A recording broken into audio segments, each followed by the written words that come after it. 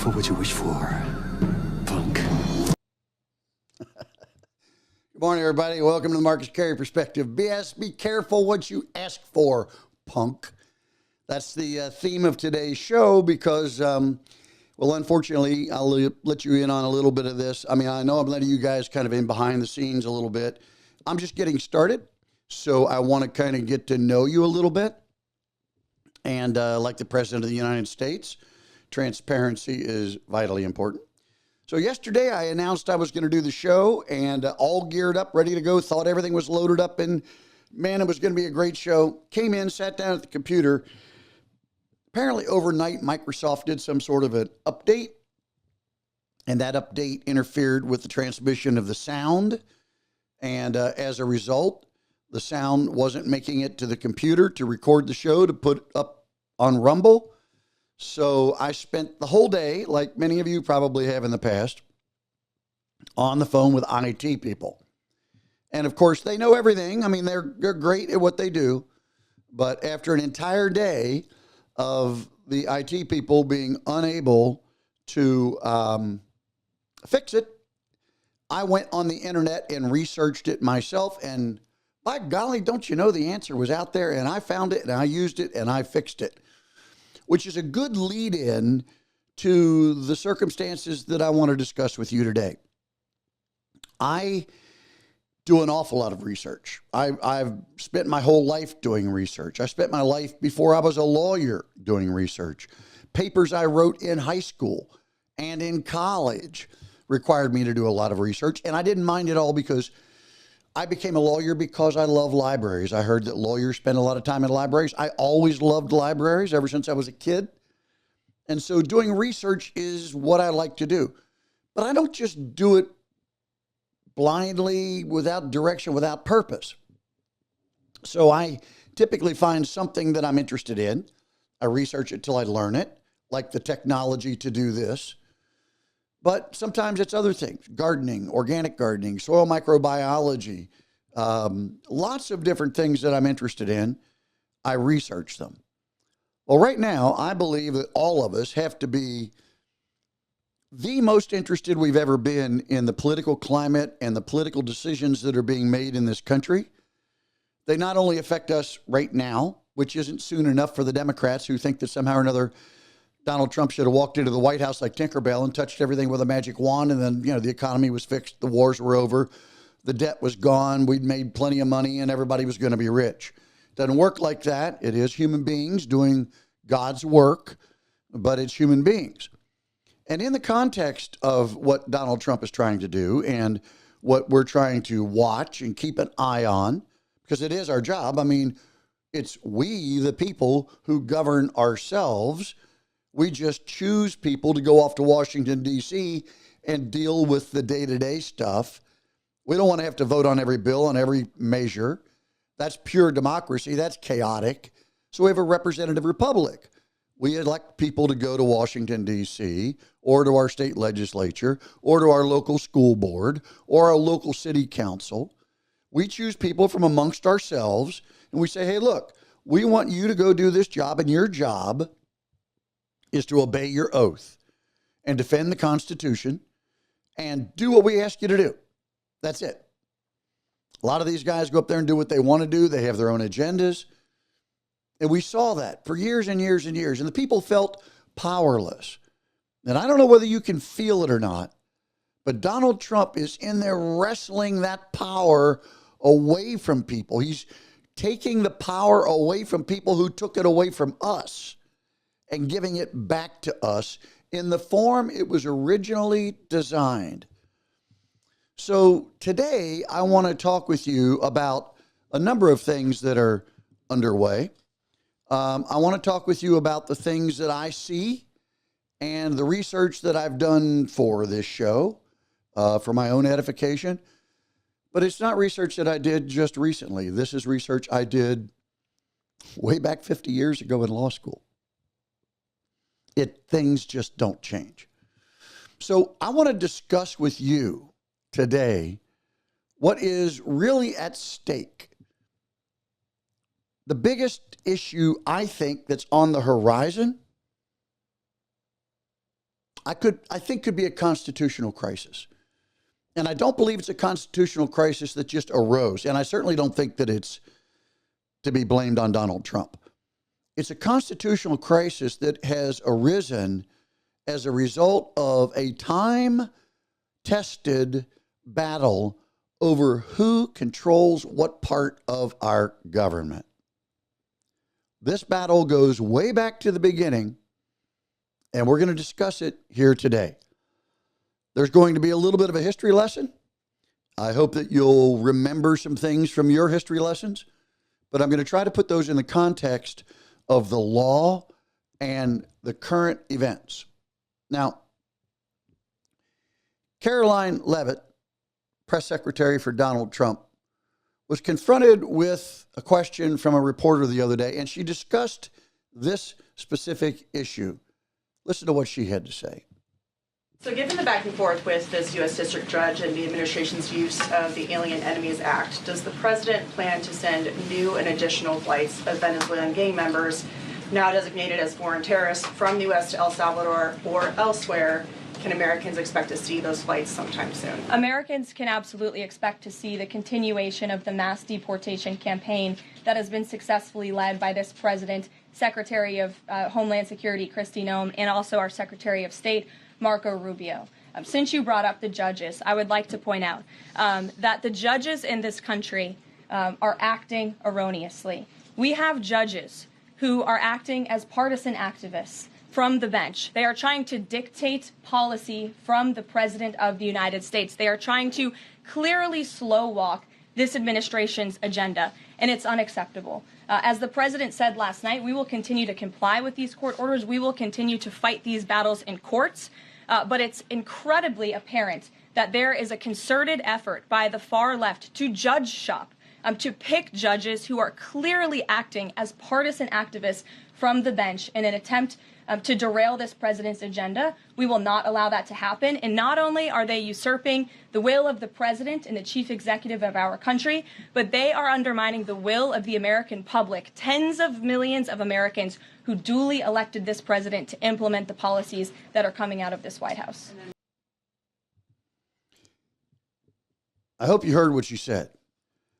There are judges who are serving as partisan activists, usurping the power of the president. Well, folks, that is nothing new. That has been going on for almost 200 years, and today it's going on at an accelerated pace. By my count, and I haven't counted every single one of the lawsuits, there are at least 11 lawsuits challenging Donald Trump's funding freezes, 14 lawsuits challenging his ability to hire and fire. There are even lawsuits against ending DEI in the military. This is the one that just blows you away, right? I mean, judges think that they can actually direct the conduct of the United States military. We'll talk about this in a minute, but the President of the United States is the Commander-in-Chief of the United States and Commander-in-Chief of the military. The military has no connection whatsoever with the court system.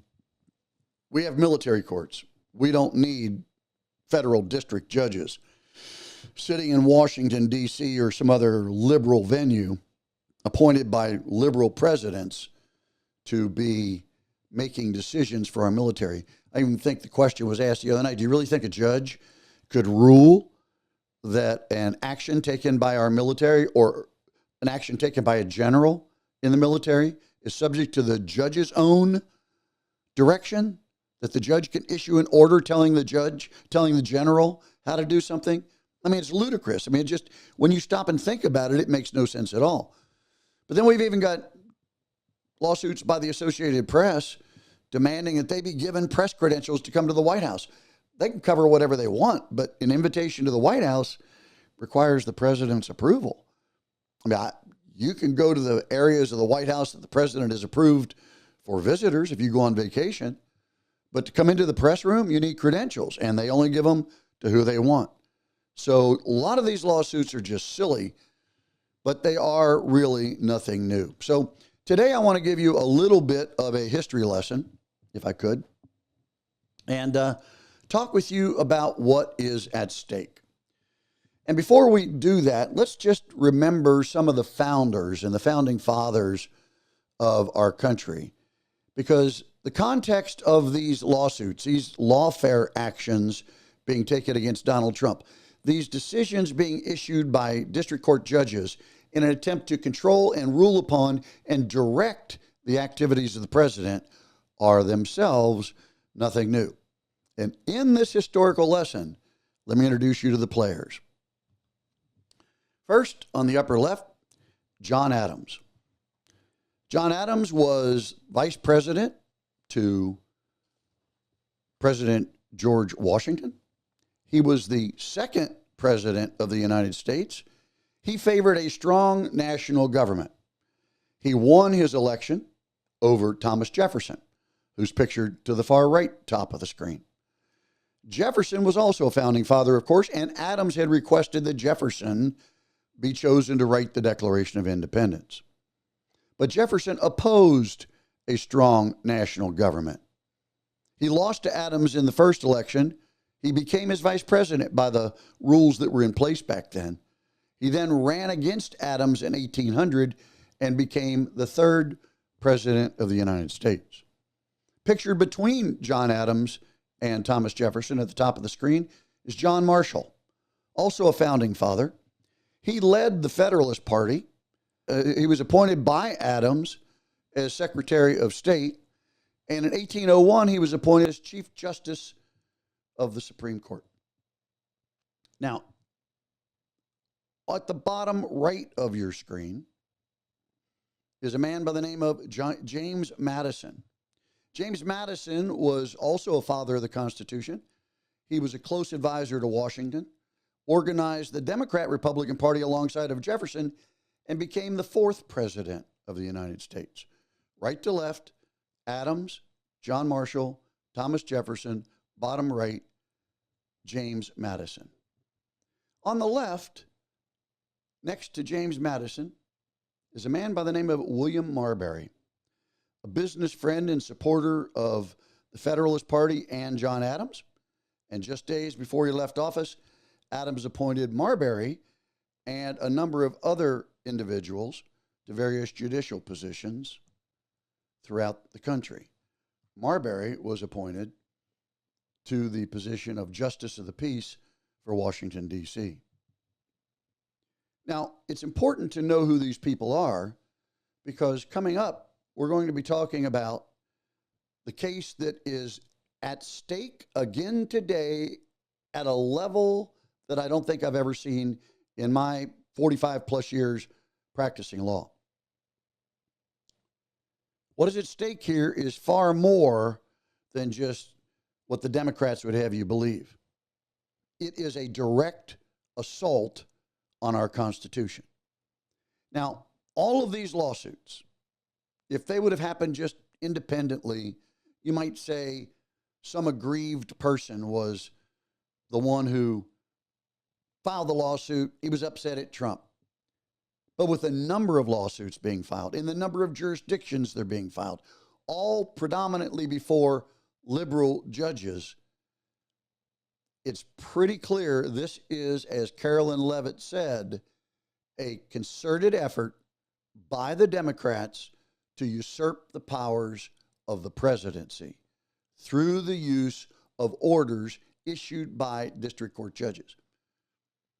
If you haven't heard this yet, I want you to pay attention to this. It's very important.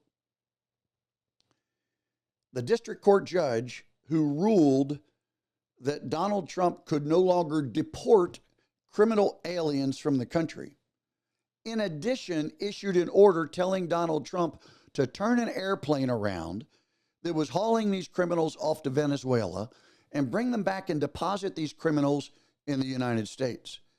This judge has ordered the White House to present evidence as to when they got his order and what actions the president took afterwards. Do you know why? Because the judge wants to establish a reason and a way in which he can hold he can hold Donald Trump in contempt. In other words, Mr. President, I issued an order and told you to do something. After you received the order, did you intentionally violate my order? And if you did, I'm going to try to hold you in contempt and probably put you in jail. How ridiculous is this? I mean, to think that a federal court district judge thinks that he can issue an injunction and jail the president, this gives you a sense of the fervor with which these partisan judges are acting. They're not just making silly decisions, they're actually so blatantly overstepping their bounds that an impeachment action has been initiated against this judge in the House of Representatives. And the Chief Justice of the Supreme Court has stepped forward and said, please, let's not use impeachment to deal with judges. Let's use the appellate process. The appellate process. So let's keep these orders in place. Let's let the judges rule. And then let's stop the progress of the Trump administration. Let's roll logs in their path. Let's slow walk all this so that we can hold back the president. And after briefs and appeals and oral arguments and waiting for a decision, then we'll know what the outcome is, because after all, that's the role of the courts. That's our role as the Supreme Court. And we would like for you, Mr. President, to follow the rules, let these cases proceed, and let us rule on it eventually. Is that right? Is that what the courts do? Is that what the president does? Who has what power? Is this a new issue? Has it ever been addressed before? And if it has been addressed before, how was it addressed? And when it was addressed before, should that decision apply today? And if so, how should that decision apply today? Those are the topics for discussion this morning. Let me first and foremost show you Article 3 of the United States Constitution. The judicial power of the United States shall be vested in one Supreme Court and in such inferior courts as the Congress may from time to time ordain and establish. Put this in context. Each person who takes an oath of office takes an oath to support and defend the Constitution. The Constitution created one court, the Supreme Court. Article 3 goes on to explain certain powers of the court and discuss different things. But in essence, there was one court. And such other courts as created by Congress. Well, now we have the circuit courts of appeal, which sit between the district courts, the trial courts, and the final arbiter, the Supreme Court, a district court of appeal. We have maritime courts, bankruptcy courts, tax courts, and of course the infamous FISA courts. All of these have been created. The Constitution assigned one court to be, the Supreme Court, to be the third branch of government. But likewise, what did the Constitution say about the office of the executive branch of government? Three branches: executive, judicial, and legislative. What constitutes, what makes up the executive branch of government under the Constitution? Article 2, Section 1 of the United States Constitution says the executive power shall be vested in a president. A president. The executive power is vested in one president. All of the executive power of the United States belongs to the president. As I've said before, he can't do it alone. He's got cabinet officials, agency officials, sub-officials, and then all of the employees of these agencies and bureaus of government. He's the CEO. His Secretary of the Treasury writes the checks. His Secretary of the Treasury puts his signature on the money that you carry in your pocket. He is in charge of the executive branch of government. There was another issue that arose early on when we had the founders, when we had all of these players still swirling around Washington, D.C., trying to figure out how things should be done. I'm sure you've heard of the Alien and Sedition laws. The reason it's called the Alien and Sedition laws is because it was not one law, it was 4 laws. There were 4 laws passed. One was the Naturalization Act, which increased the requirements to become a citizen. The second was the Alien Friends Act. That act expanded the presidential power to deport non-citizens. There was the Sedition Act, which no one would support these days, but it was advocated because we were in tumultuous times. It was advocated to criminalize false and malicious statements against the government. False and malicious statements against the government. The Alien and Sedition Acts. Two of the acts, Naturalization Act, Alien Friends Act, and the third one, the Seditions Act, all expired. Their time was up. They're no longer law. One survived. The Alien Enemies Act, which gave the president, it's an act of Congress, gave the president additional powers to detain non-citizens during times of war, invasion, or, quote, predatory incursion. Remember the video at the front. Be careful what you ask for, punks. These Democrats have started all these lawsuits. All of these lawsuits have been started for the purpose of trying to wrest away from the president powers that the president has. Now, quite frankly, the presidential powers are vast. They have not been exercised that way. Very few presidents have taken full control of the powers of the presidency. We've been accustomed to presidents that kind of float through office and let the bureaucracy, rather than the democracy, run the country. By credible rumors, many of them have been intimidated by the CIA. As Chuck Schumer said, you can't fool with the intelligence branch. They've got 6 ways to Sunday to get you. Can you imagine a president of the United States with all the power that was given him by the people, we the people, in the Constitution? Can you imagine a president of the United States kowtowing, bowing before Central Intelligence Agency, the FBI, and any other little intelligence agencies that are floating around? But they do, and they obviously have, because very few, if any, certainly none in my lifetime, with the exception of maybe Nixon and maybe Eisenhower, came close to using the full power of the presidency that Donald Trump is using. So what is at stake here is far more than what most people think. I believe that this is a constitutional crisis that is being manufactured by the Democrats, and they're trying to whip up support against a president using the full powers of the presidency, and to give those powers to the courts to allow liberal judges that are appointed for life to roll logs in the path of a president, to try and undermine his authority and detract from his agenda. I believe that is what they're after, and I can only say, be careful what you ask for, punks.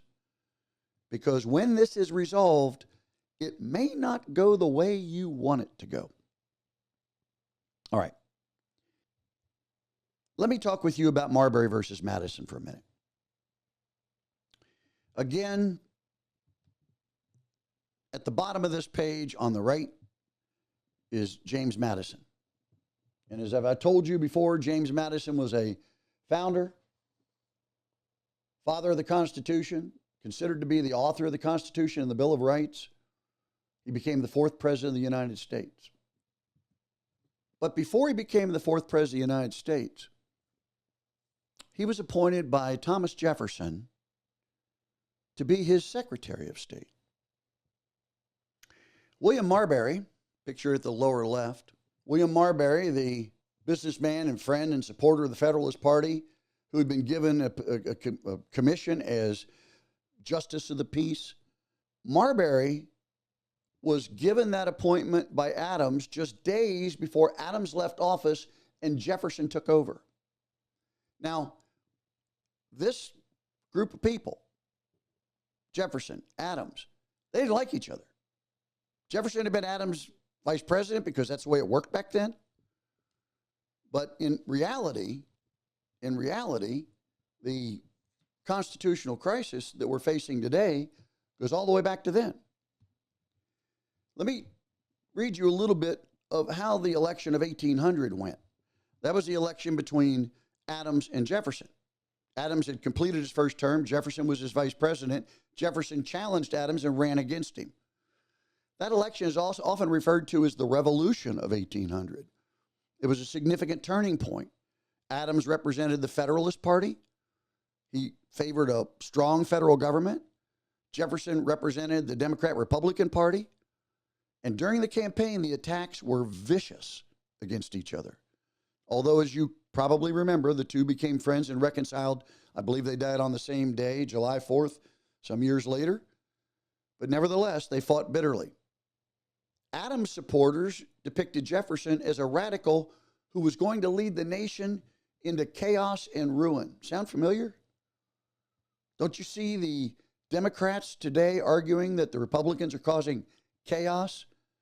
But it's the Democrats and their armed militias, Black Lives Matter, Antifa, and whoever else it is, that are committing acts of terrorism, burning down car dealerships, burning cars, burning down buildings, starting fires, engaging in violence. But in March of 1801, just days before he left office, Adams made a bunch of appointments. His Secretary of State was John Marshall, the man in the middle between Adams and Jefferson. Marshall ultimately was appointed as the fourth Chief Justice of the United States Supreme Court. As Chief Justice, he received a case that had been filed by Marbury, who filed his case against Madison. Madison was then Jefferson's Secretary of State, Jefferson having won the election. So the outgoing team was John Adams and his Secretary of State, John Marshall. Incoming team was Thomas Jefferson, his Secretary of State, James Madison. Unfortunately, before the transition could take place, Marshall scurried around trying to deliver all these commissions and all these appointments, and he didn't get them all delivered. Well, Marbury, who had this patronage job given to him by Adams, who he supported, Marbury brought suit, and he had to sue James Madison, who was the Secretary of State under Jefferson. He sued James Madison and said, hey, there's an act written by Congress that gives the court the authority to issue an injunction. Congress has a law that says I can file a lawsuit and I can get an injunction to require James Madison to deliver to me my commission as Justice of the Peace for Washington, D.C. I was appointed by Adams. Marshall's gone. He didn't get it done, but it's been signed by the president. I want an order telling James Madison, deliver that commission to me so I can start getting my patronage money. Well, in the lawsuit, which ultimately made its way to Marshall, who had been Adams' Secretary of State, who is now the fourth Chief Justice of the Supreme Court. The case got to Marshall, and really what it involved was whether or not this commission was going to be delivered. That's what it appeared to be. But the Supreme Court was new. It had yet to define its role in the world. It had yet to really announce what it was supposed to do. Most people treated it like a local court. We've got this controversy. What's the outcome? Resolve a difference between two people. But in the case of Marbury versus Madison, the Supreme Court was being asked to decide a case between two people, but one of them happened to be the President of the United States acting through his Secretary of State. Can a person, through a court, compel the President of the United States to do something? Sound familiar? That's what we're facing today, correct? That is exactly what we're facing today. Can the courts order the president to do something or not? Marshall took a very unusual approach. He saw the case as an opportunity to seize power for the courts. And he declared that although the act seemed to require the president to deliver the commission, and Madison probably should deliver the commission, there was a bigger question at hand. And that question was whether or not the Congress of the United States had the authority themselves to write a law directing the president how to perform in office. Could the Congress write a law telling the president, through the courts, you've got to do something? Marshall determined, first and foremost, that the role of the Supreme Court was to engage in what is now known as judicial review. Now, judicial review is what we recognize when the Supreme Court hands down a decision. They reviewed a constitutional issue that arises from a case, they rule on it, and their judicial review is supposed to become the law of the land. I've been a lawyer for a long time. That is the law of the land according to all judges. Not all decisions are good ones, and we're going to talk about a couple bad ones here in a minute. But the law of the land being issued from the judicial branch, isn't that an awful lot of power for a court to take?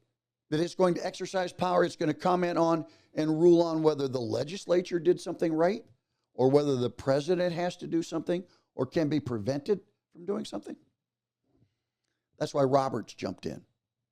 Roberts jumped in because he recognizes the constitutional crisis that I see. He sees what is potentially at stake. And what is potentially at stake is the Supreme Court might lose its power. The issue which the court ruled upon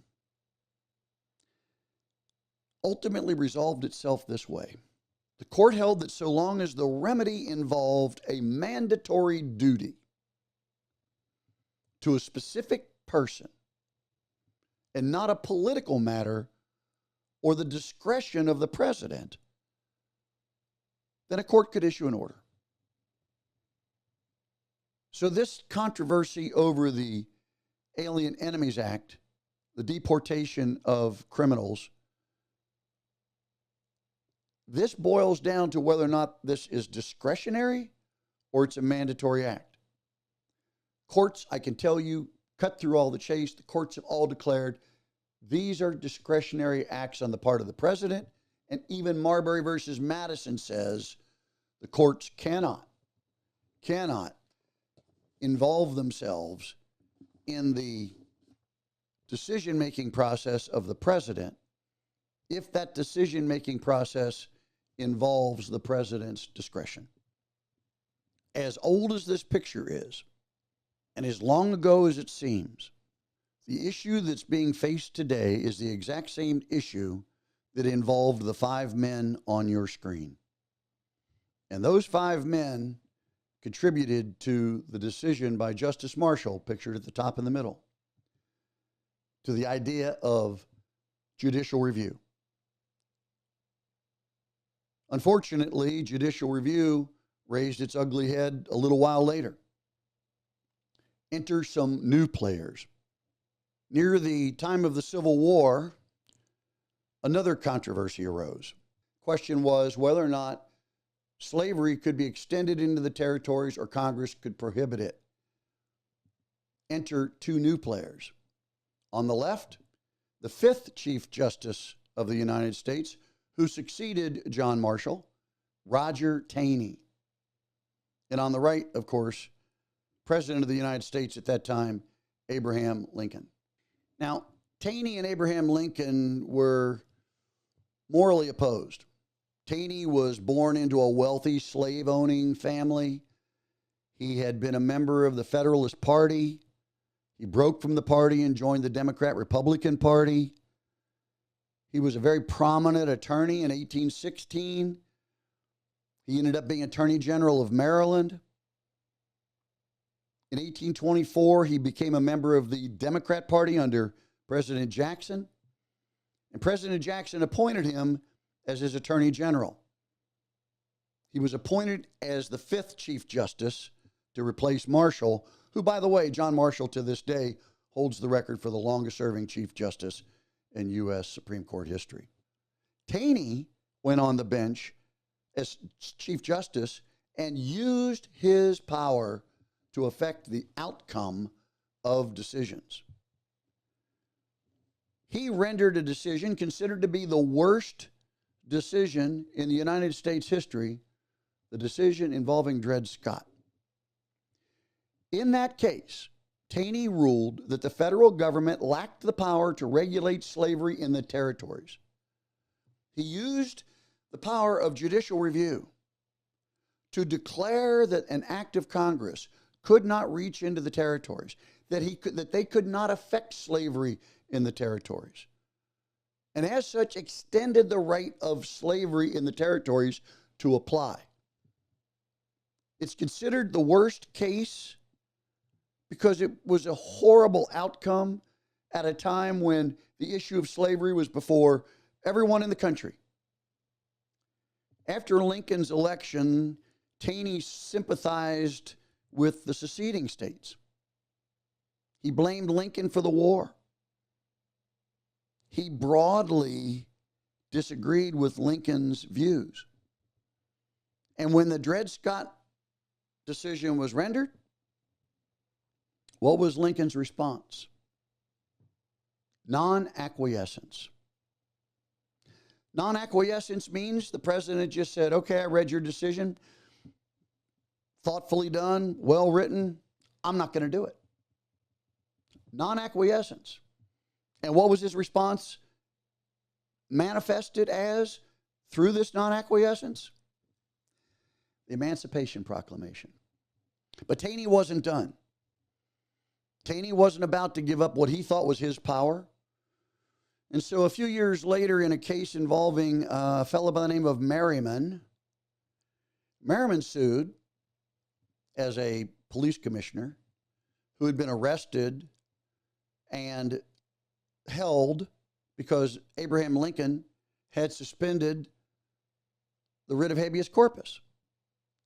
And he appealed and said the president can't suspend the rule of habeas corpus, even though Congress had given him that authority. Taney jumped right back in. Taney held that the president could not suspend the writ of habeas corpus, and Lincoln retaliated to the ruling by invoking non-acquiescence again. Taney later tried to hold a guy named George Cadwalader, one of Lincoln's generals, in contempt of court, and again, Lincoln invoked non-acquiescence. After Lincoln's strong response to Taney's rulings, Taney ultimately said this: I have exercised all the power which the Constitution and laws confer on me, but that power has been resisted by a force too strong for me to overcome. Too strong for me to overcome. A president too strong for me to overcome. I have attempted to use the force of the court to order the president to do something, and he has resisted, and he has won. Folks, that's exactly where we are today.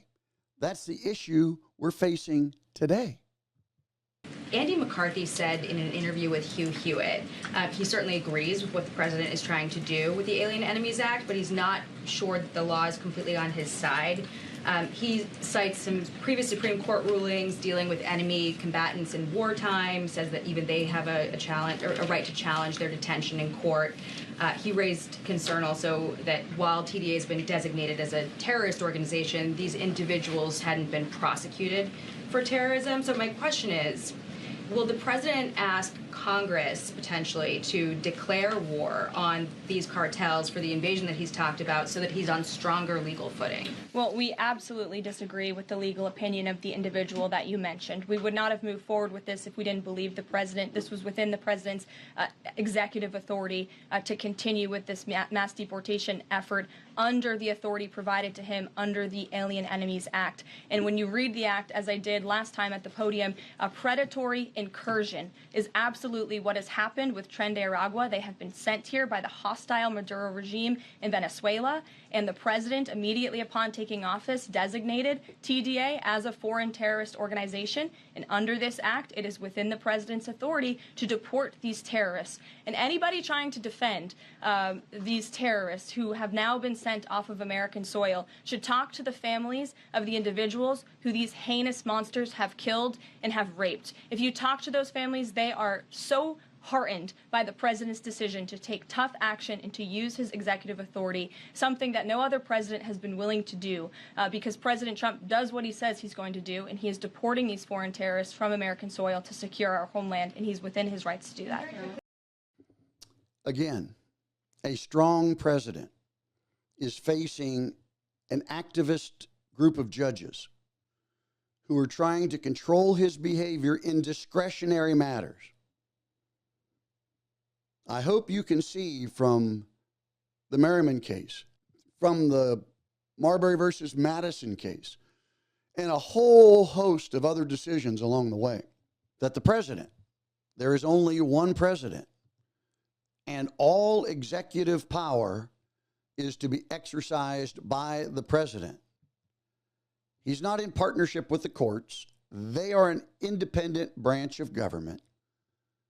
Each and every member of the court system from the bottom to the top stays within its own boundaries. They don't get to tell the president how to engage in running the office. They don't get to tell him about foreign policy. They don't have anything to do with deportation under an act that gives him the right to detain and deport. They don't have that power. They have the power to offer opinions. President Trump has said that he is going to abide by the opinions. He's going to work on appeals. Hopefully he will get expedited appeals. But I'm a little bit concerned. And this is where the constitutional crisis that I foresee is hanging out there, waiting for a big problem to occur in our country. That big problem is this. Chief Justice Roberts knows what's at stake. We may ultimately get to the point now where once and for all, or at least for the 21st century, we declare the president is off limits. The courts can't have anything to say about him. They don't have any authority. They don't have any power. They have no control. The legislature has no authority, no control, with the exception of impeachment, which they've initiated against a judge.